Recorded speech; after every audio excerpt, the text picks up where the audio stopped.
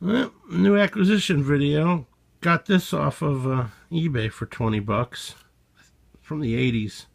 Weird because it's made in Japan, the lighter, but this is definitely pot metal. I had one of them's Dragon with a little ball lighter 25, 30 years ago, or 19 early or mid 80s. Anyways, this is gonna be a long video if I don't stop blabbing. But 20 bucks, all metal from the 80s, kind of cool. It's got like a little rubber wire, but I got a great place for it, and seem to be getting a lot of microphones. The first acquisition video in a minute, so for anybody who's a regular watcher, this is what I picked up. It's been months since before we went to Las Vegas. That's basically why. And I got an M90 coming for $1,000 plus. So, and so money's been tight, and nobody wanted to buy no boomboxes, so fuck it, I'll keep them.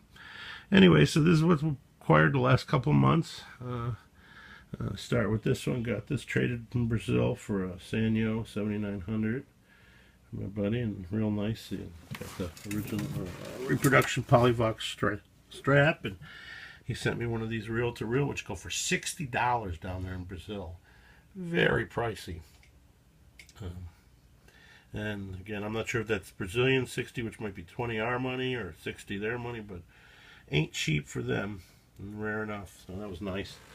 And so Saito in Brazil, it was really nice. And then I traded this one to the nice the Masters in Australia for some cassettes, and I paid, you know, part a little bit. They're real great people, but a real rare box. And I picked up the spiral blue, spiral reel-to-reel for that. But yeah, so it's you know, I'm trying to get a yellow one, but yeah, really thanks. A rare box in the U.S.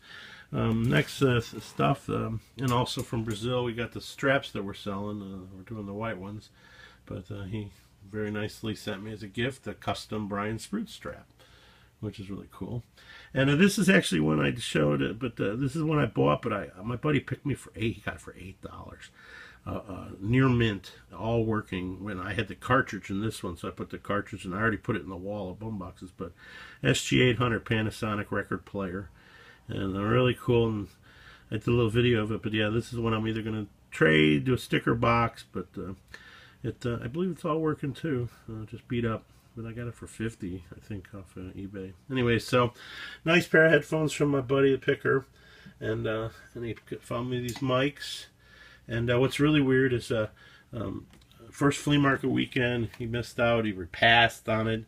He passed on this for $10, which I'll never know why. He said he was being stingy. So, and then he passed on a Sharp, biggest boombox he could have ever seen, longest, a Sharp GX33X or G something, but a big detachable, real long, 30 inches. Anyways, he picked this for $15 for me. And it's got a crack in the middle of the handle, but it's pretty cool.